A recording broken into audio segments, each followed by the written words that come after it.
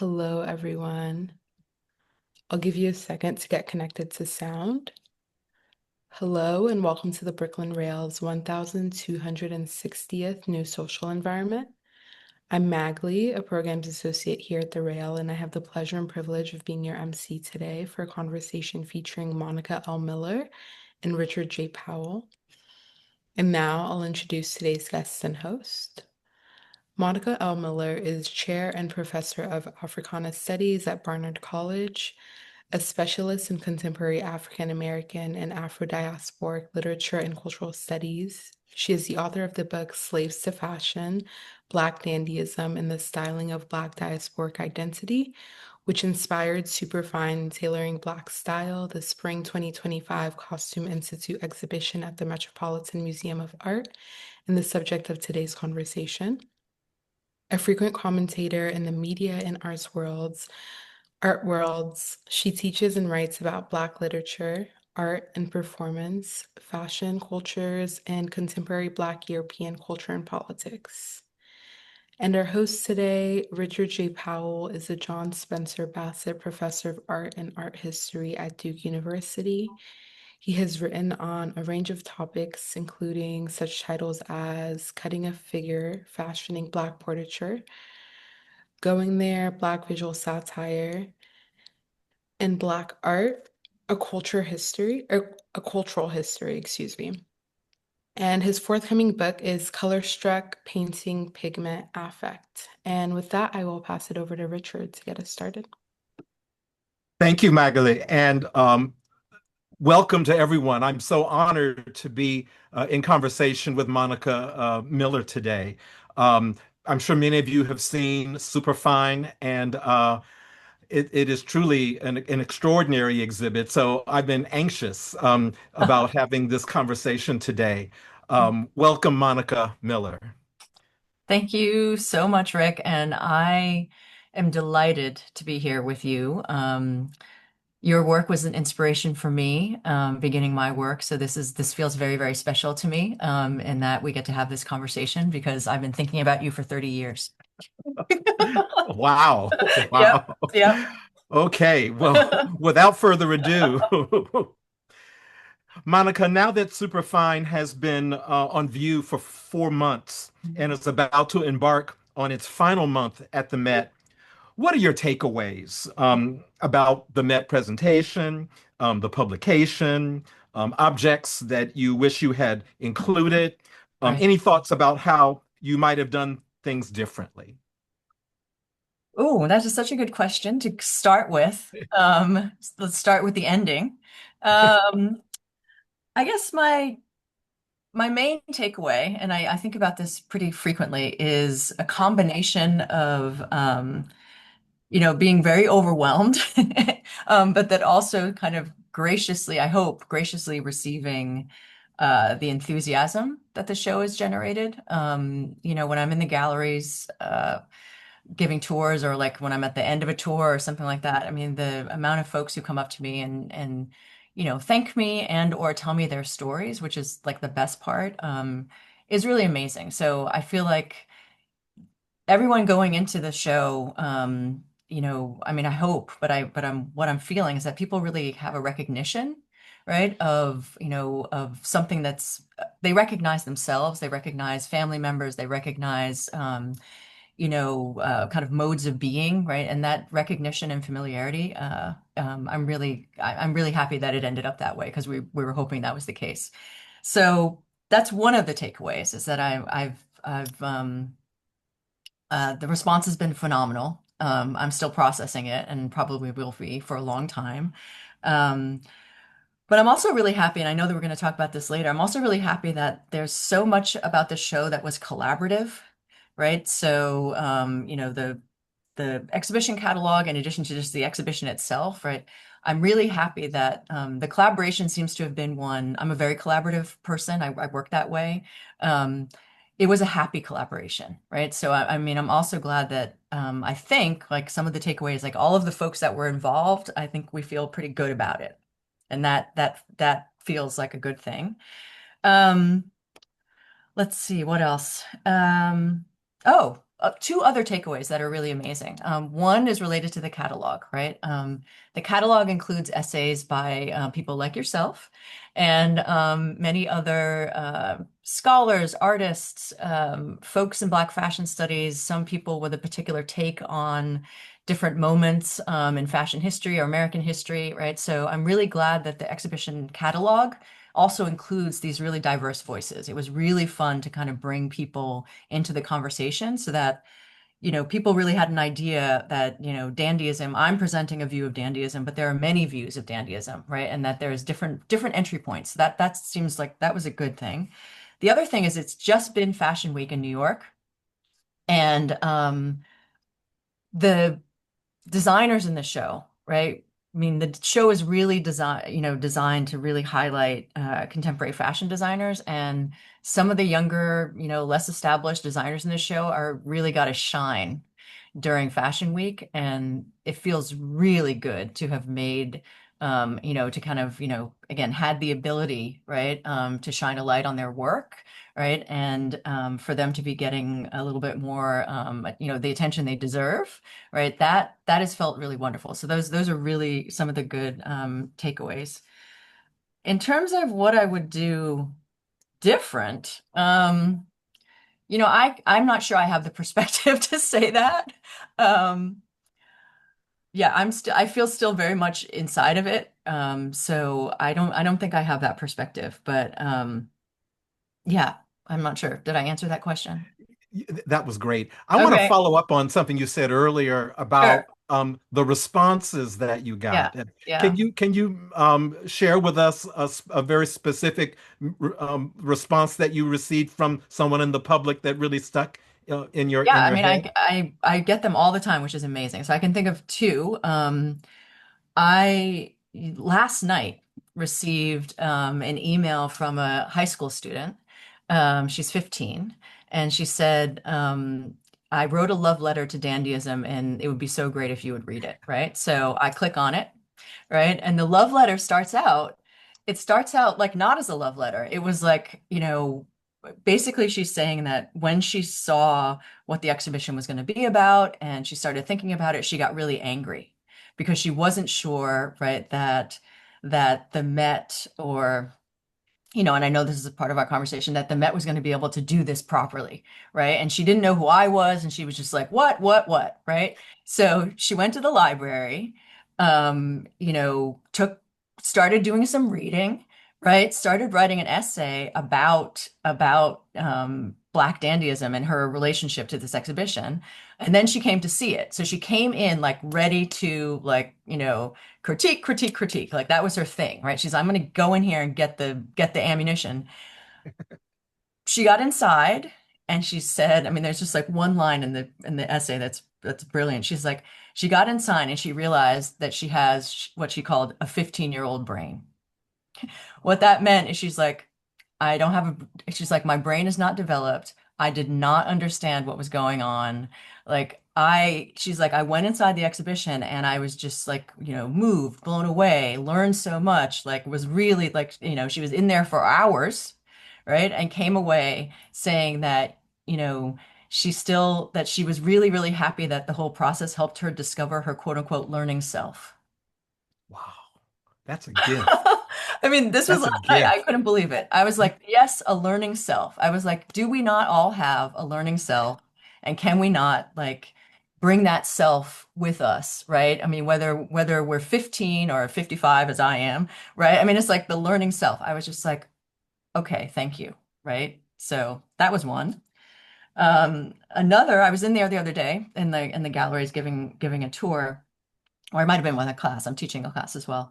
And I get kind of like sideswiped by somebody who he was like, Monica, I am the man who sent you an email, like, again, months ago, suggesting a scene, right, in a particular Broadway musical, like a movie musical that featured the Nicholas brothers, and you used it, right? And he's like, I just want to thank you for doing that.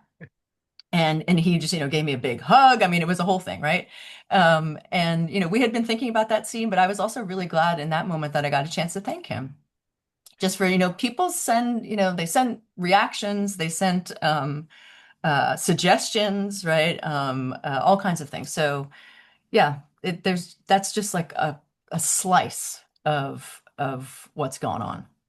Monica, thanks so much for sharing that. I would imagine that most exhibits from the Costume Institute do not create these moments that you just described. That this show really takes us way, way beyond kind of sartorial finesse and into people's, Yeah, mindsets and worldviews and what have you. So that was truly a gift, yeah, those responses. incredible, incredible. Yeah. Although I do think here's one thing I can say about that though is that I do think that that Costume Institute shows do elicit a lot of different and varied responses depending on the subject because everybody has a relationship to clothing, right? I mean, I'm thinking of the last exhibition, which was called Sleeping Beauties, which really talked about the ways that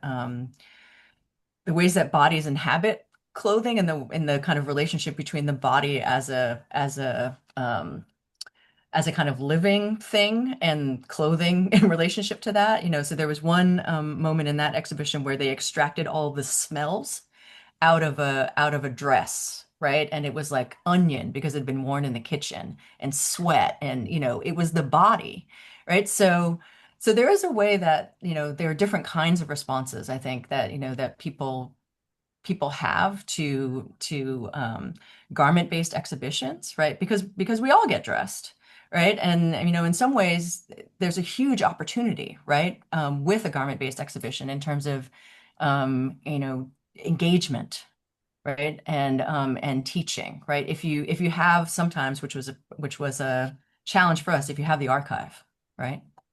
Well, this brings up my next question because one of the things that stuck out for me Yeah. with Superfine was not just the amazing clothes, but there were paintings in the exhibition.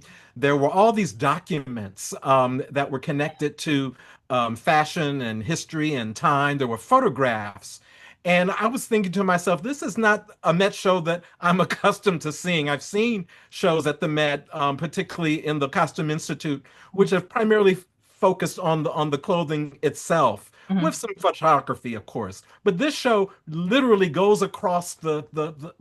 the gamut in terms of material and objects so how did you come up with that, and how did you convince the Met that you wanted to do something that was much more kind of widespread in terms of Mhm. thinking about fashion and style in this broader way?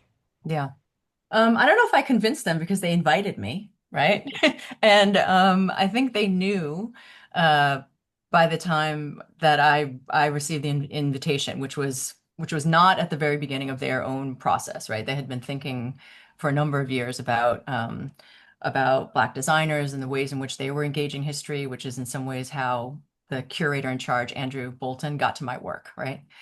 Um, I think, I mean, I'm an interdisciplinary scholar. I'm trained as a literary scholar, but I consider myself to be a cultural historian, right? And I believe, right, as somebody who studies, you know, uh, Black people wherever they are in the world, right, that in some ways that study does actually require, right, an interdisciplinary, multi-generic lens, right? I mean, sometimes Black folks are able to express themselves fully in one genre and not in another, right? So you're really looking, I'm always trying to look at like, catch as many angles as possible, right? And that does require you to mix it up generically.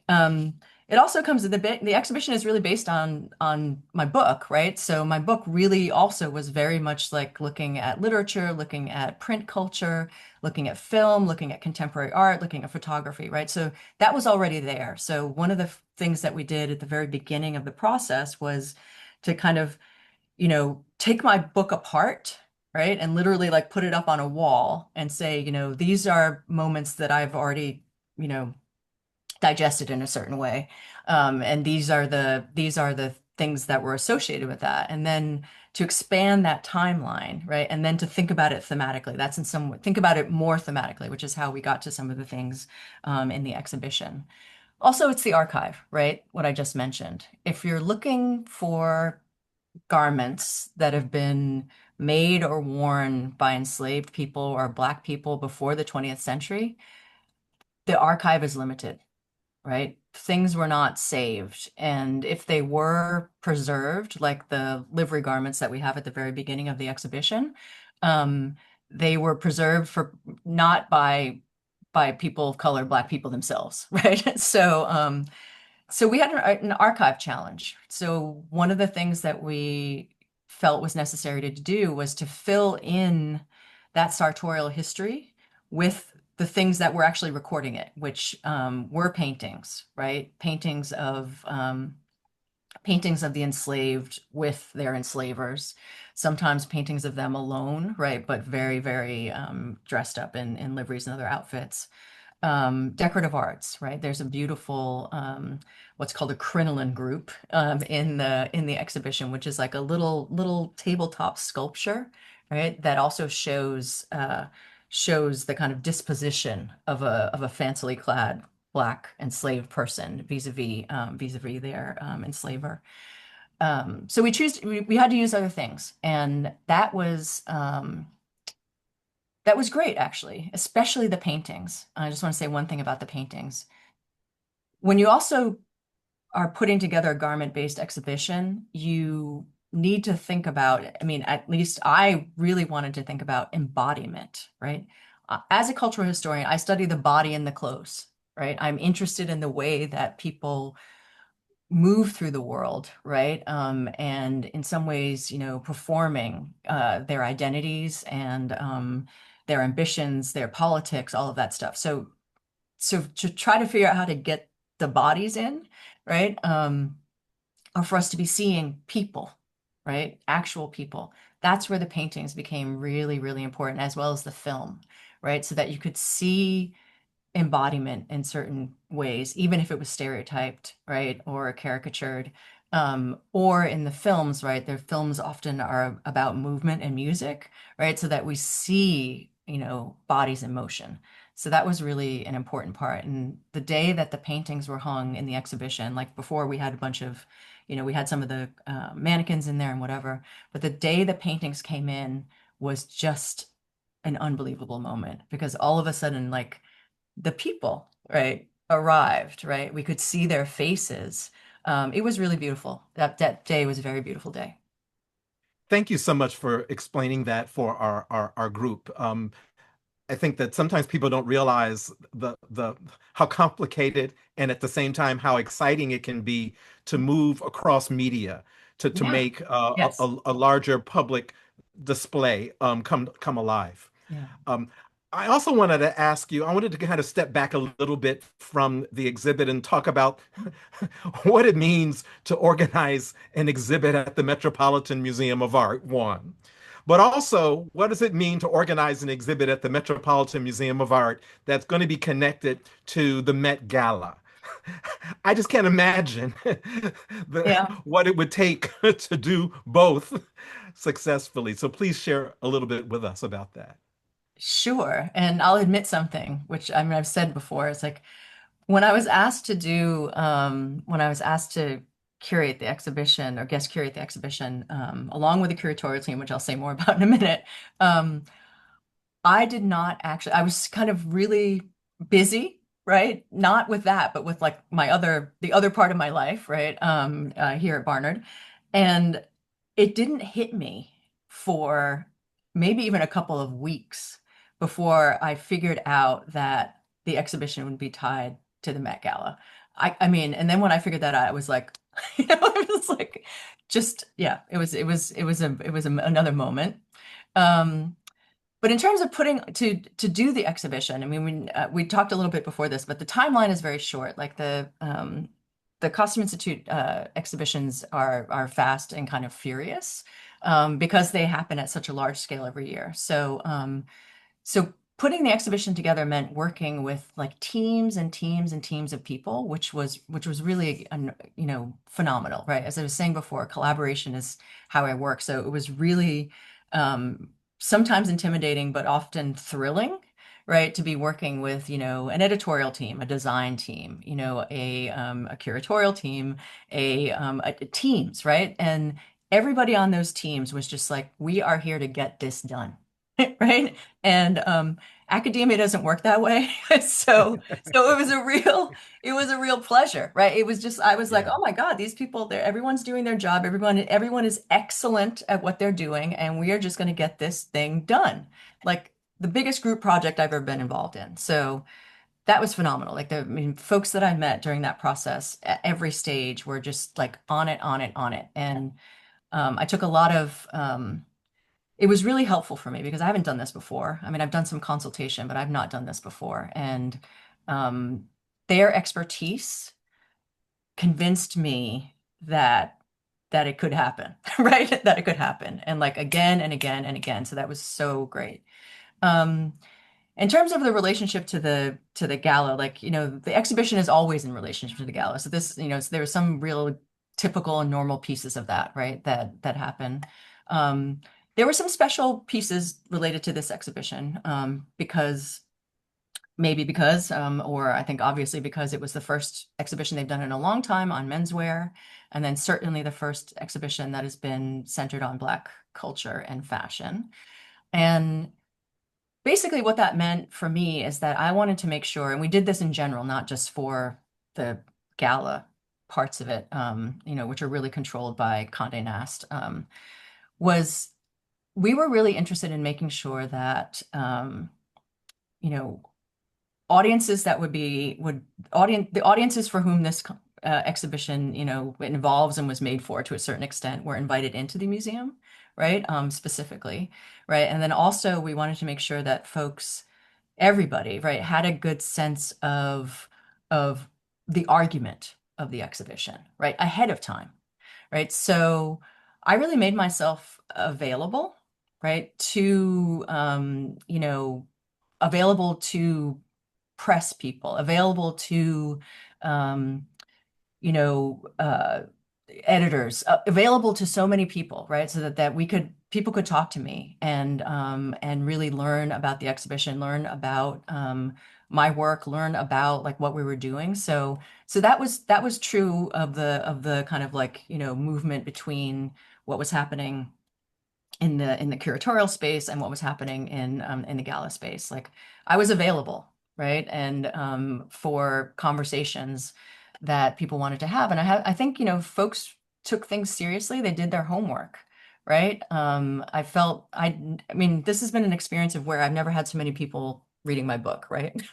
And yeah, they read my book. They had questions. People came with questions, right? On the Condé Nast side, and it was really lovely. People took it seriously, which was good. Since you brought up the gala, I just have to ask this. What did you wear? Oh my God, I was so. First of all, like, I mean, before doing this process, I didn't realize how many options I really had, right? In terms of Black designers, like so many amazing people, right? So many. And I am actually,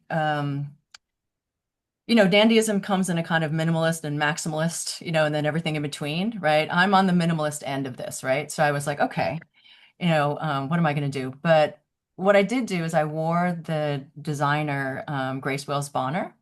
And what is beautiful about Grace's design practice is that she's a real scholar, right? So she does research, like deep research. And, when I was talking to her initially about maybe, working with me, um, she said that she had actually read my book when it came out, right? Wow. And I Wow. was like, oh, and so it was a really, really nice moment where she was like, yeah, I've been working, and it was clear to me that some of her first collections, right, really that go far back were, I mean, I can see it now, right? Some of the things that she was putting out, like in relationship to some of the stuff that was happening in my book. So yeah, it was a real honor. I mean, it was an incredible honor. I so respect her work, and I feel like she's doing some of the same kind of scholarship, but like putting it out not in the form of a book, but in collections,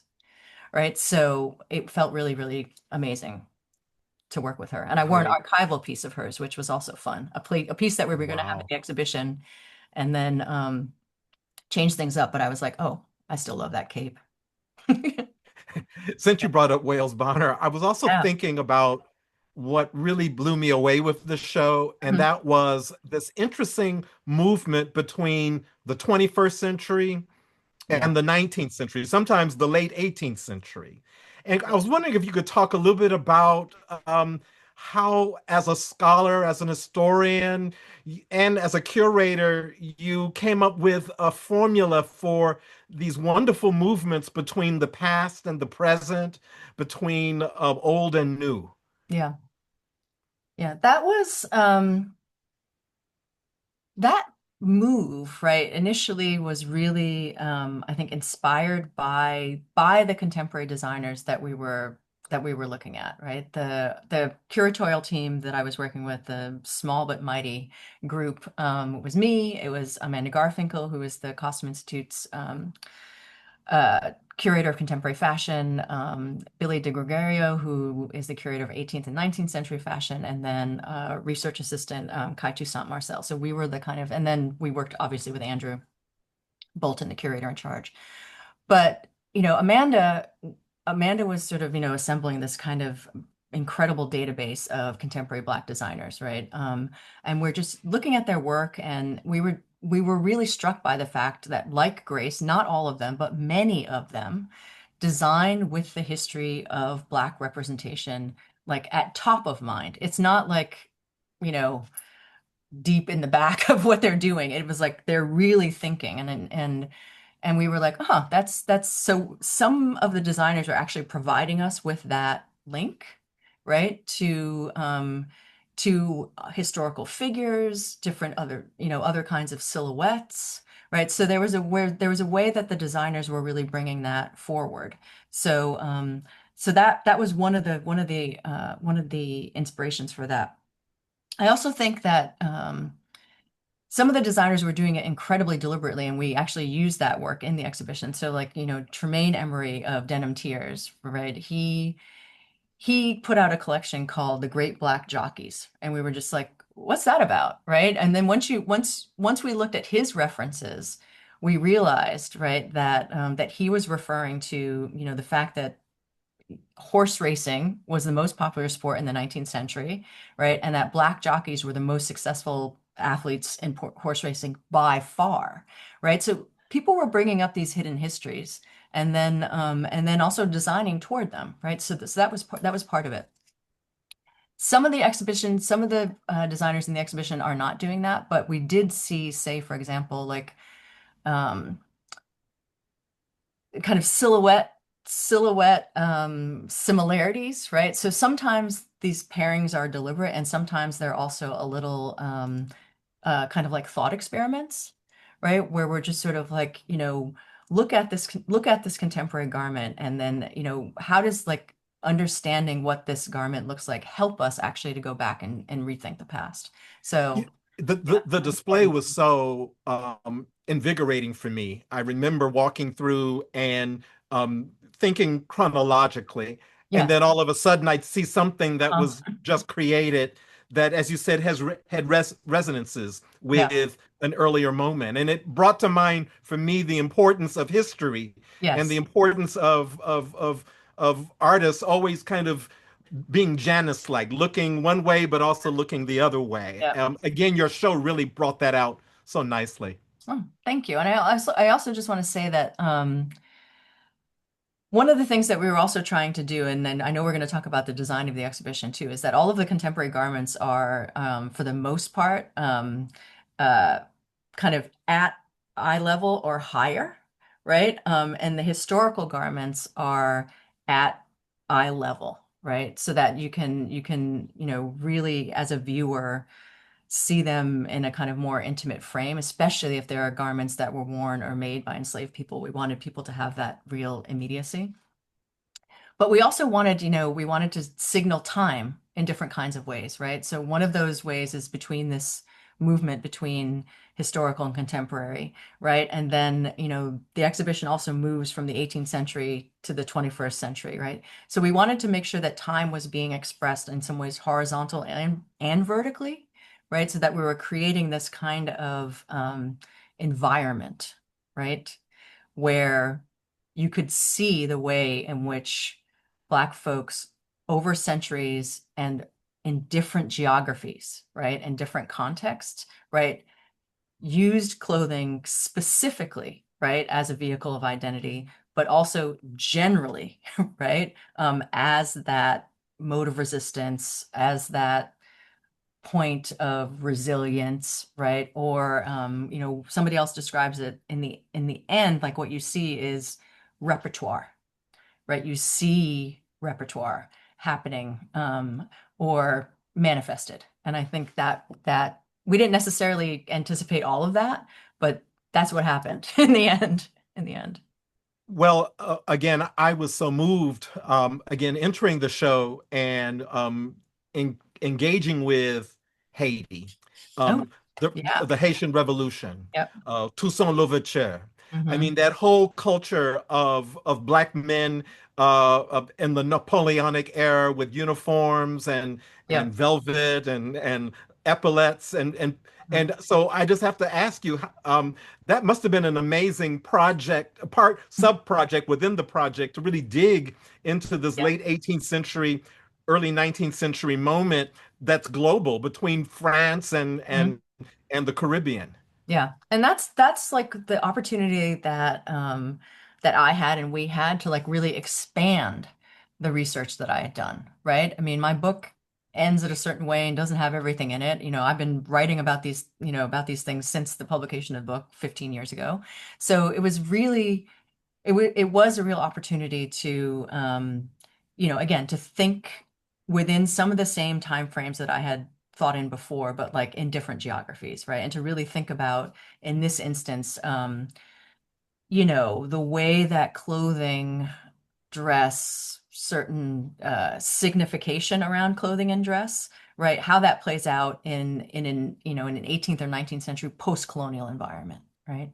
Um, in that Haitian section, we are really, really trying to think about self-liberation, right? Self-emancipation, the occupation, right, of a received form, right, by another body, right? The occupation of that military uniform, right, by a self-emancipated, formerly enslaved Black person, man, right? I mean, what the shock of that, right?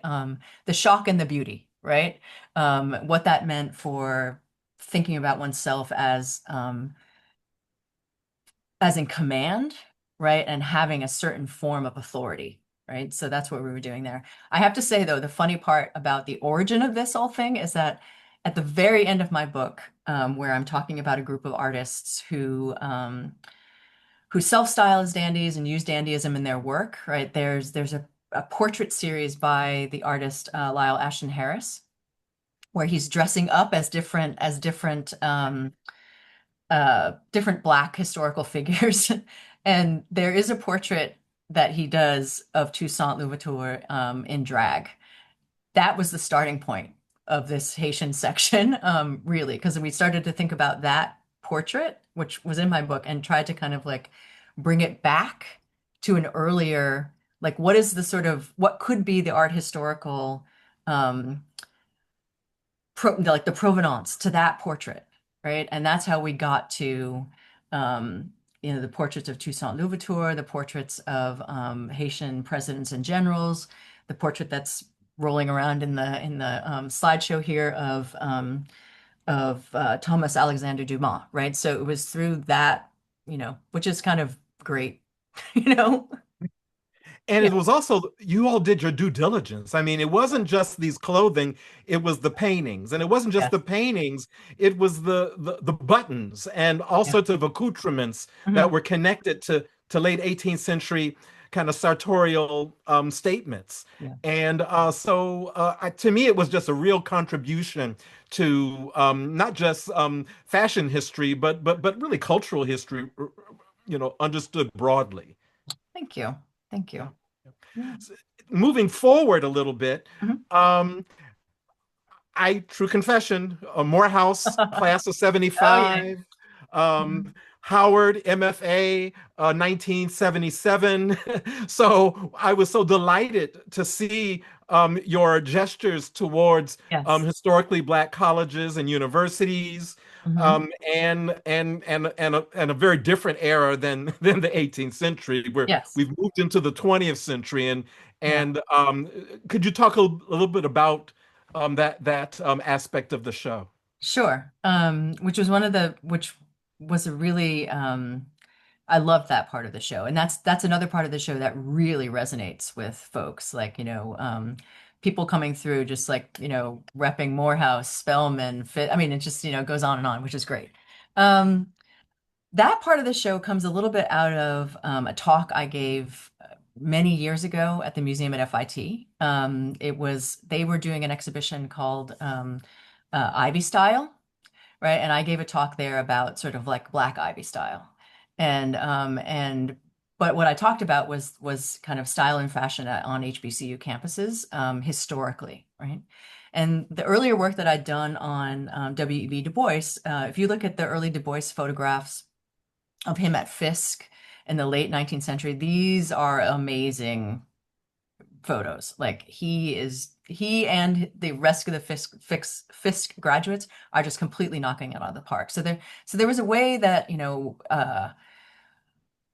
HBCUs for so long, right, have been fashion capitals, right, in some ways, right, for folks, right, as people are kind of experimenting with the identities they were given and the ones that they want to have, right? What they're, the building of the Black middle class and Black upper middle class, right, happens at HBCUs for so long, right? So if you look at the visual record there, you just see so much, right? So that's how that happened. But then we had the gift of James Jeter, right? James Jeter, who is a Morehouse grad, who I think now I'm going to get his title wrong, but I feel like he's the fashion director of Polo Ralph Lauren. He was the first Black man to have that job.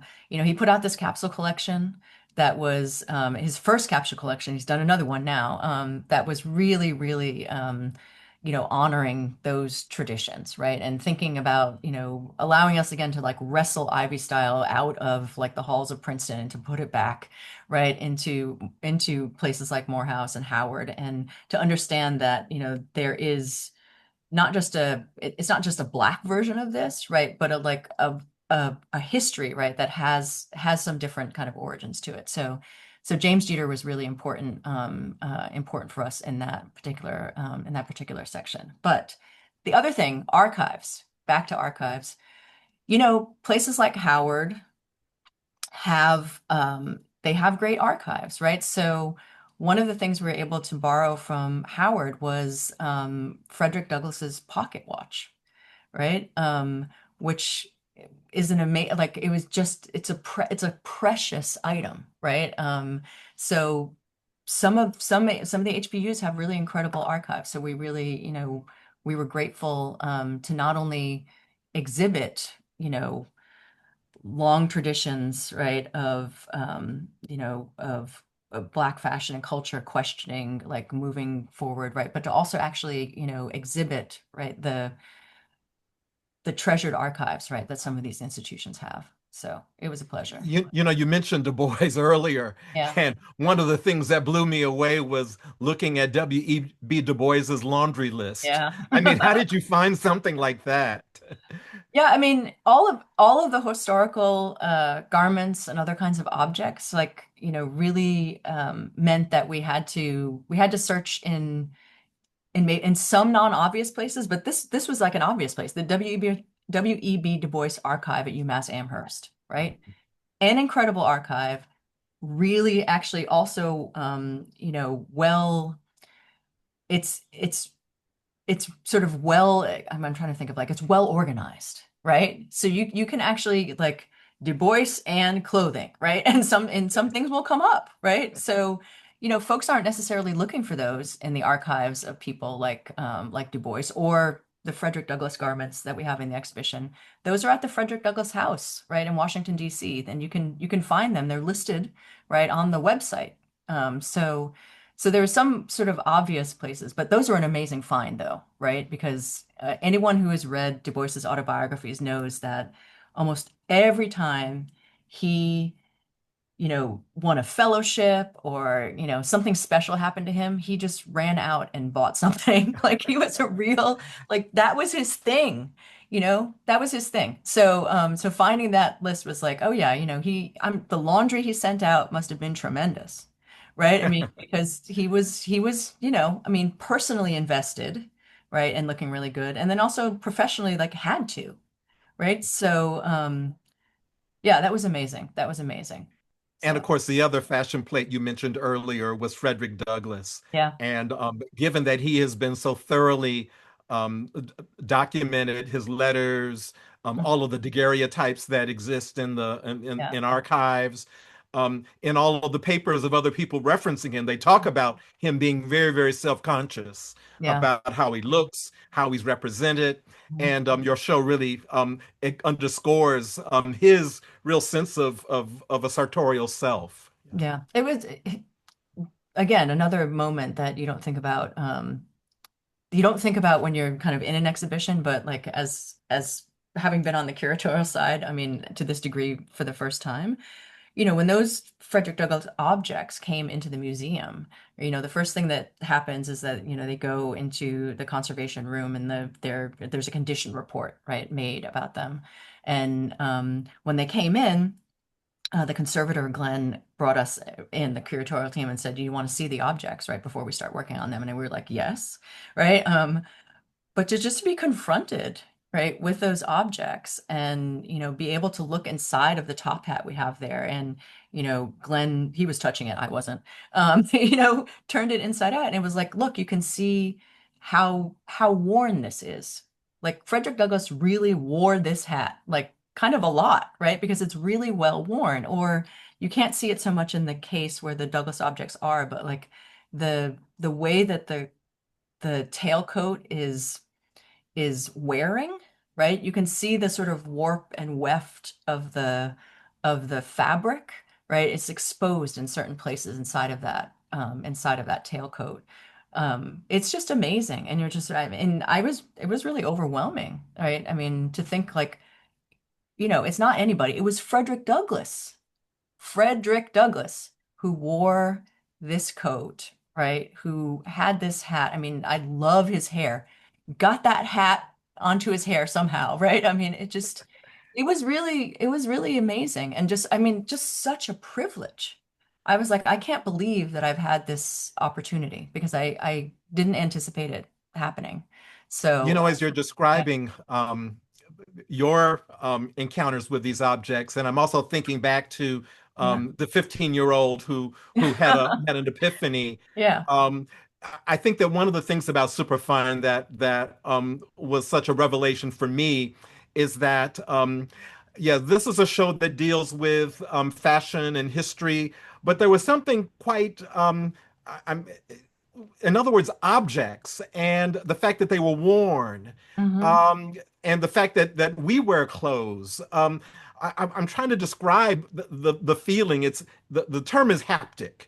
You know, the yeah, sense yeah, of yes, materiality hmm, and touch. Not that we're touching anything, but we can acknowledge and we can connect with these objects hmm, because we too, wear clothes, if not like these. We've had moments where yeah, we've looked in the mirror and we've been so moved by what we saw. hmm, yeah. No, I think I mean, thank you for saying, I mean, I think that's what we were hoping for, right? I mean, we really wanted, again, the space to be a space um, that felt, even though it's huge, right? I mean, that felt intimate, right?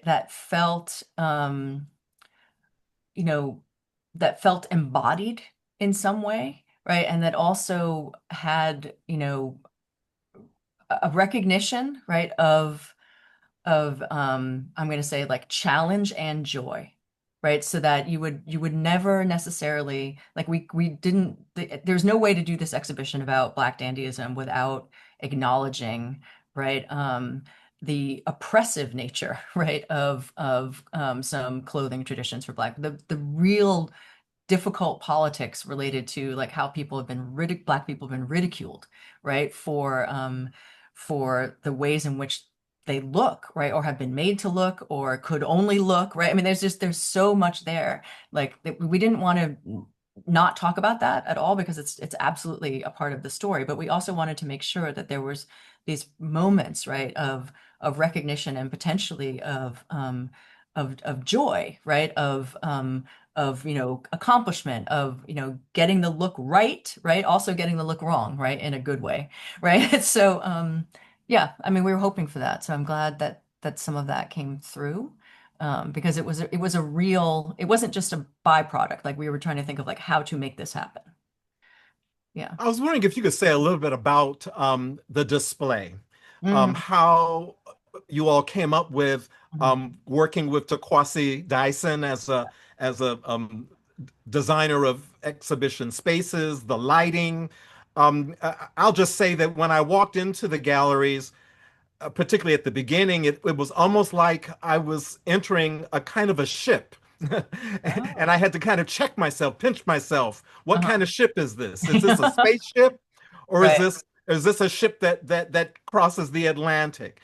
I Hmm. mean, there's some amazing moments that I think I felt, and I'm sure other people felt as they engaged with the work. Could you talk about Hmm. a bit about this? Yeah, I mean, Torquaze was just phenomenal, I have to say. Like, I was, because she's so, I mean, as a sculptor, because she's so, she works in abstract shapes, and what she calls her shape hyper shapes, right? And it has this kind of shape language that she uses to think with and through, right, Black history and Black culture.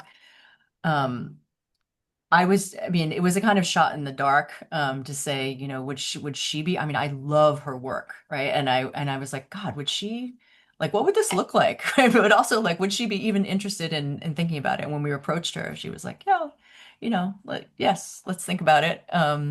Also her mother, Torquazi's mother, Professor Soyini Madison, Black Studies scholar, uh, when I know that, Torquazi told me this when she spoke to her mother about the fact that she was thinking about this project. Her mother was like, "Oh yeah, I know Monica's book, so go ahead," which was amazing too. I had no idea that that would happen, but working with her was amazing because one of the things that she brought to the project, and one of the things I think people don't realize too, is that because of the short timeline of the exhibition design process is happening at exactly the same time you're doing the curatorial process, right? So Whoa. it's not like it's iterative, and it can be iterative. I mean, in our case, it was iterative, meaning, we were thinking about and working on the curation as Torquaze was also thinking about the design, and then we had to kind of like move together, right, towards the end. And I think what she brought to us, right, was an immediate concern about how garments made and worn by enslaved people would be displayed, right? She had some really interesting and very strong opinions about that, which were really good for us to hear and engage with and work with, right? She also didn't want to create a space that had any sense of immobility, right? For her, it was going to be really important that the space, um, that there would be transcendence possible, right? And that you wouldn't be blocked anywhere. So that's why you see across like the exhibition constantly, right? Because there needs to be what she called, I mean, modes of escape, right? All over the place. And she also wanted to think about shapes that were coming up for her, like in my work, right? So she came up. I'm glad you're showing this one image now, because she came up with a couple of different shapes and spaces that she wanted to work with. One of them is related to what's on the screen now, which is the camera aperture, where for her, right, she was like, okay, yes, cameras are both modes of self-expression, right? But they can also historically have been used, right, to quote unquote capture, right, the images of Black people, of enslaved people, right, but also, other, and particularly like Native Americans, right? So there's a way that, for her, the camera is this really interesting, uh, the camera aperture is a really interesting shape. The other shape that she really saw in my book was the stage, right? So there's some sections of the exhibition that look a little bit like stages, right? So that's another space, right, where Black people have been caricatured, stereotyped, where there's been attempts, right, to delimit, right, Black representation. At the same time, right, that the stage is an amazing space of Black, right, cultural expressivity through dance, through theater, right? So she was working with those shapes, right? And then you know, we were working with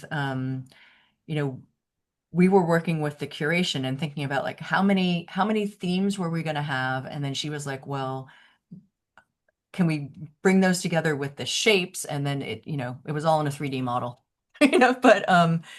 but she brought a real rigor to the process in terms of, again, how the space would feel, right? And the relationship of that feeling, right, to, I think, the vicissitudes of Black history, right? And the history of Black representation. So that's really what she was working with, I think. And when you walk through the space, you Mm. see other people looking at the art, looking at the fashions, looking at each other. I mean, it was a very, very interesting experience walking through Superfine. One both is engaging with objects and fashion, but you're also espying each other, Mhm. looking at each other. I mean, it was very, very successful. The dynamism between spectatorship and participation. Yeah. I mean, and it also sounds like what I'm saying is that all of this was super deliberate. But in fact, it wasn't until we were in the space, like after it was built, which is, I mean, literally 2 or 3 weeks before the opening of the exhibition when it's done. And then, we were putting in, installing the mannequins, hanging the artwork.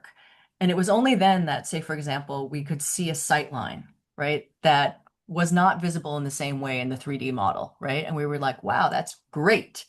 So I mean, there were some things that we did anticipate, but then a lot of things that we didn't.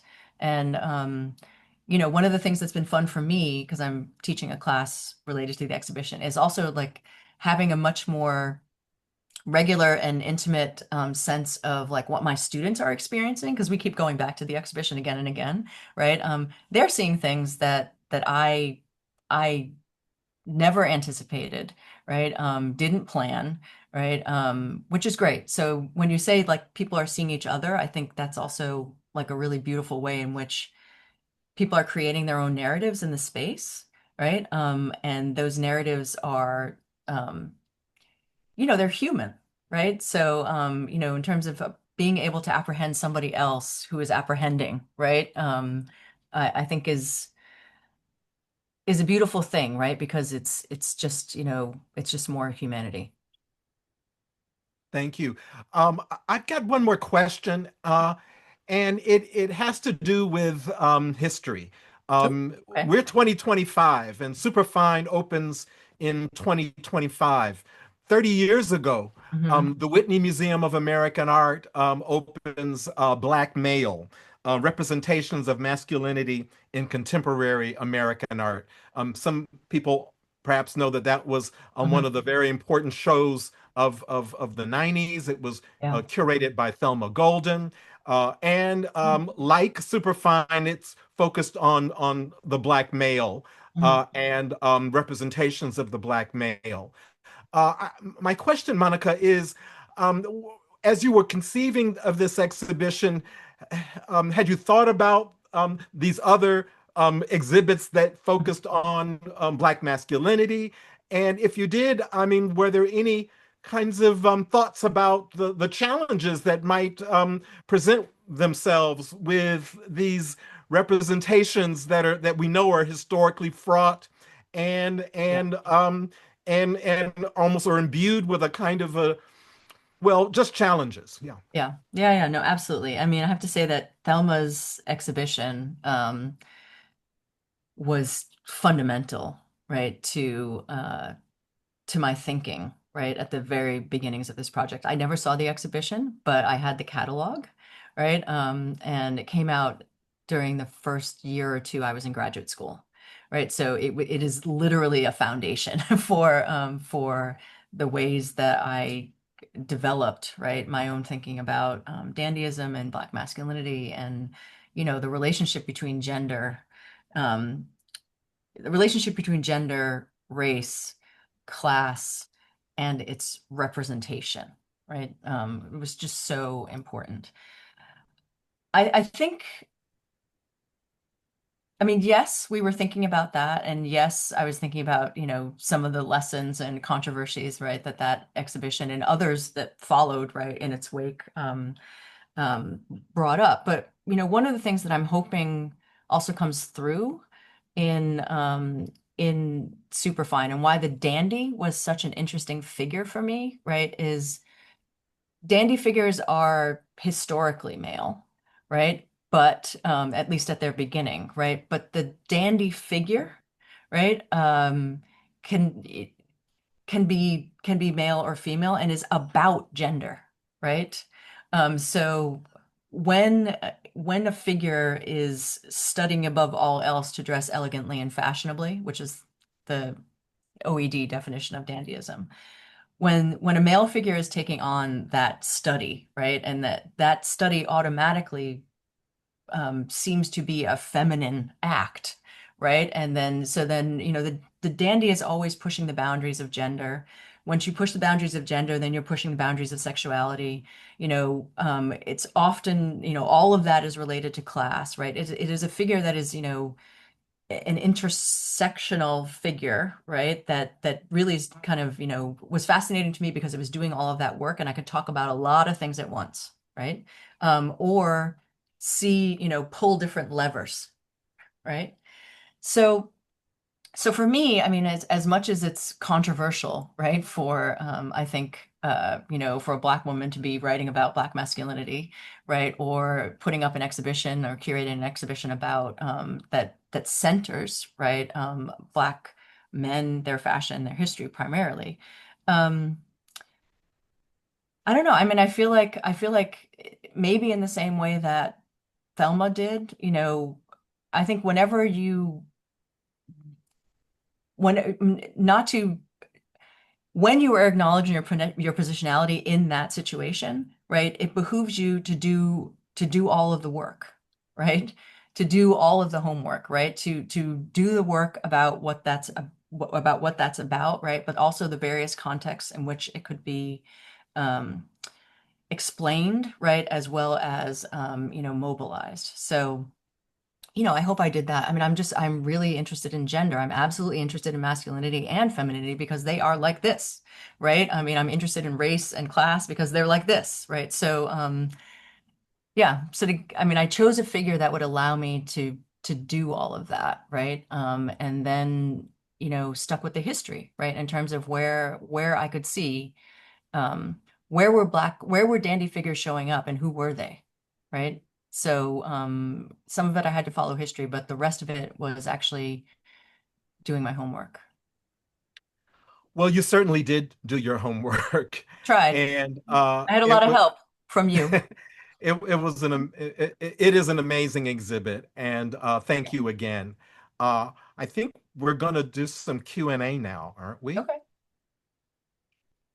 Thank you both so much. That was such a wonderful conversation, and I learned so much. Mhm. For audience members, if you have a question for Monica, there is a link in the chat where you can submit your question, and we will turn to you next. The first question comes from David Dixon. David says, Powell mentioned haptic, the feel, physical, but how does the music add to this uplift, and who composed? Yeah, the music is so beautiful. It's Alice Coltrane. and it's a piece called Going Home, which is her rendition of a section of Dvorak's New World Symphony. And this particular piece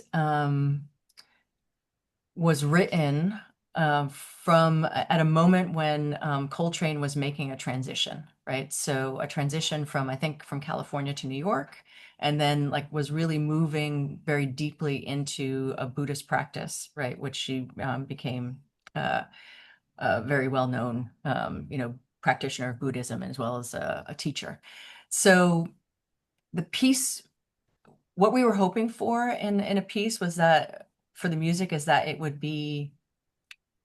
it couldn't be recognized. There's a lot of music in the show, so we didn't want to choose a particular genre like, jazz or, something classical or whatever. Like we wanted something a little bit uh, not as recognizable by a specific person, but we wanted it to be kind of like, churchy but not church, so that there's a sense of kind of like, so that's why the organ in that piece is really important, right? And something that was kind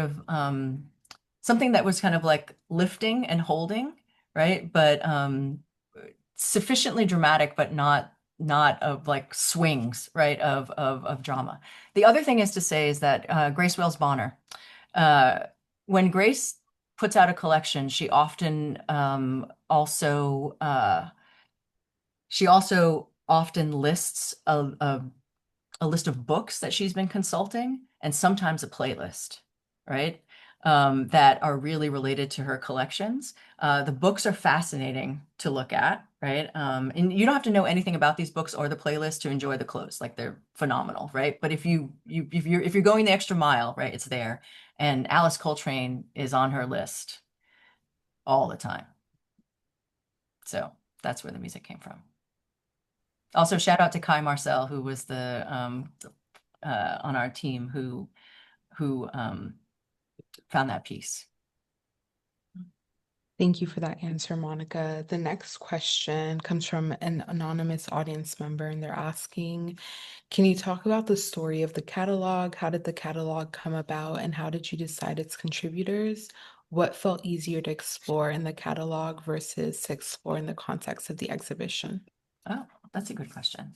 Yeah, the catalog, what I wanted to do in the catalog was to um, two things, I think, in terms of the invitations to the folks that were there. I really wanted to make sure that the catalog had a group of people in it whose work I learned from, right? And whose work has been a part of the thought process around exploring Black Dandyism. So that is why Rick Powell is in the book, along with many other scholars of African American art or Black fashion and Black fashion and dress scholars, right? And then but we also wanted to make sure again that the exhibition catalog could have different views on dandyism that were not academic and or like fashion studies related, like just people responding, right, to particular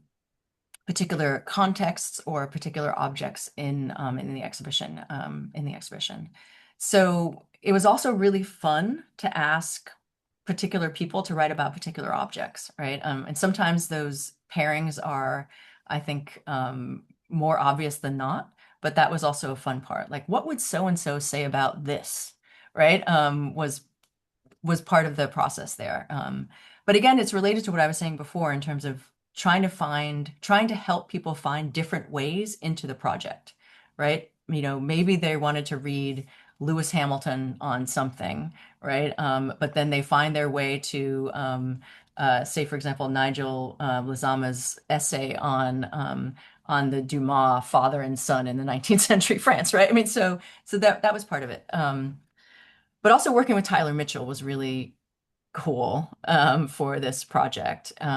Tyler just brings this kind of beautiful sensibility to the book, right? So it wasn't just about the contributors, but it was also the way that Tyler was approaching the photography, that that was just really, really special. Like he was not under, I can't say this, but he was not initially going to do the photography of all of the objects, both the historical, like the historical and the contemporary, but he was just so into it, right, that he insisted, right, on traveling down to Washington, D.C. To shoot the Frederick Douglass top coat before it got to the museum. He was like, this, it was always going to be, he was like, this has to be, um, it has to be me who does this, right? So there's a way in which, again, people were taking very seriously, um, you know, took the project very seriously and really brought, I think, A game writing, A game image making, A game design, right? The folks who did the exhibition catalog design, Elizabeth Karp Evans and her partner, Adam, unbelievable, right? Yeah, and again, that was an iterative process as well. Like the catalog was being designed right as we were doing the curation, and then also, Tyler shot everything at the end. So incredible. Thank So you. grateful. So grateful. Thank you again for that answer. The next question also comes from an anonymous audience member, and they're wondering about the thematic sections and how they came about, if they came before the objects, or did the sections coalesce around objects and garments that you discovered during your research? Yeah, great question. As I said, like one of the first things that we did was to kind of take my book and disaggregate it, right? And sort of think about what are the moments that I'm historical, like we first started with a historical frame, like what are the moments that I'm talking about and what are the objects that I had already kind of digested, right? And then we started to think of things that we really wanted to make sure got in there. Like for example, there is in the exhibition a little what we call the Black Power satellite, right? So Black Power kind of, sartorial aesthetics absolutely needed to be there, right? I mean, Black Panther Party, that stuff, right? So we made this kind of chronological timeline, but then we were like, that's going to be boring, right? Or just like, it's just like, we're going to be trudging through history and we wanted something a little bit more, way more dynamic. So we were thinking about like vocabularies, right? Because I'm trained as a literary scholar and we're like, well, who's thinking about like vocabularies or who's doing a kind of, who's looking at Black culture and like trying to kind of break it down to its parts, like in an actual, essay. So then we got to Hurston, Zora Neale Hurston, right? Whose 1934 essay, I think, is one of the first to actually try to like write down a list of how Black people are expressing themselves, right? She does that as an anthropological project and creates some really funny and really poignant and on point categories in that essay. The will to adorn, right? That's a category. Drama, a category. Asymmetry, like you can think of Torquaze's design again, asymmetry, angularity, right? All of these things having to do with forms of, I think, signification. So all of her categories weren't going to work. We tried to work with them, but it was messy, right? So then we tried to come up with like, what are the categories that we could think of around dandyism? Like if we had to define these moments, what would they be?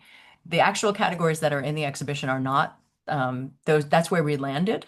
There were some others, some other words, right, that we circled around. But we also wanted to make sure that they were all kind of like double entendres as they build this vocabulary, right? So ownership, that's being owned, owning the self. Presence, right? That's invisibility, visibility. You have it or you don't, right? Distinction, right? You are distinguished, right? Something can distinguish you, you can. So we tried to think about like how to build a vocabulary of dandyism, of Black dandyism over time that was provisional, can be added to, can be revised, right? So it's an invitation. Thank you for that question, audience member. That was the last question of our Q&A. Thank you again, Monica and Richard. I know, Monica, you wanted to close us out with a reading. I do. Introduce it. So I've said this to Rick before, but I'm going to say it very publicly now, is that his essay called Sartor Africanus was one of the absolute origins of my thinking about Black dandyism in general. So I'm going to read just a little bit of this essay as a way to bring us out here, as a way to thank you for all of your work and for your support and your enthusiasm and you know the grace that you brought to this project as a contributor and as my interlocutor today. So thank you, Rick. Here we go. The very end of the essay. It might not make all of the sense, but it'll make some sense, okay? Finally, as both Amiri Baraka and Barclay L. Hendricks might agree, the Black Dandy is a cultural project that, in the face of the economic divide between an affluent minority and a poverty-stricken majority in the United States, begs for contemporary social analyses. The Black dandy's cultural absence in the 1990s speaks to a kind of co-optation of Black male sartorial expressivity, as evidenced in the growth of such corporate fashion merchandising giants as Tommy Hilfiger, Karl Kani, and FUBU, who reappropriate innovative street styles and then target their marketing strategies to this apparel to young consumers, many of whom are Black, Latino, and living below the poverty line. These changing economic tides, along with the proliferation in the media of the sartorially imaginative Black male venture capitalists, from athletes like Dennis Rodman to entertainment moguls like Sean Puffy Combs, ultimately answer Baraka's rhetorical question in 1970. Is it about economics? Yes, definitely, my man. All of this suggests that unlike the visual and conceptual assaults that a Boise Johnson or a Sir Charles performed years ago, being a provocatively dressed Black man now may not be as subversive as it once was. That was a challenge. Still, the interrogation of this phenomenon suggests that the Black dandy's historical presence and aesthetic impact can still illuminate his contemporary absence, today's social scene, and what some may argue is his surviving legacy in this African American culture-saturated era. To understand and deconstruct the manifold examples of modern and postmodern Black style. As the Chicago Defender warned its readers in the caption for Bosie Johnson, so go back and look at that is, "Get busy, you sheiks. He's a jump ahead of you." Black dandy always is a jump ahead of us. Thank you, Rick. Thank you, Monica. Thank you for Superfine. Thank you. Thank you both so much again. Thank you, Monica and Richard, for such a luminous conversation. Thank you, Mika and Alexandra from the Met for their support in preparing for today's event.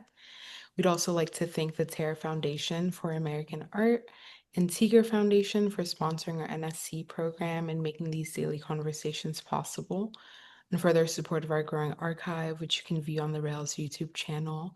The Rail has been free and independent for 25 years this October. A donation directly supports our writers, staff, and operations. Support our work through the link in the chat. Please join us for the Rails issue launch party on Friday, October 3rd from 6 to 8 at Paula Cooper Gallery. The link to the event is now in the chat. And if you're free, join us tomorrow at 1 p.m. for a conversation with Dion Lee and Marina Chow on the event of Between the Falling Leaf and the Surface of Rock at Storm King Art Center. And as Israel tradition, you can now all unmute and say hello and goodbye as you leave. Thank you all again so much. Thank you, Monica. Thank It was great to see you. Thank you. That's a fantastic conversation. Monica. Thank you, Monica and Richard. Thanks, Richard. Hello, Richard. Monica.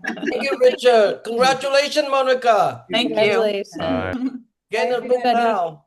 I'm going to read it too. Thank you.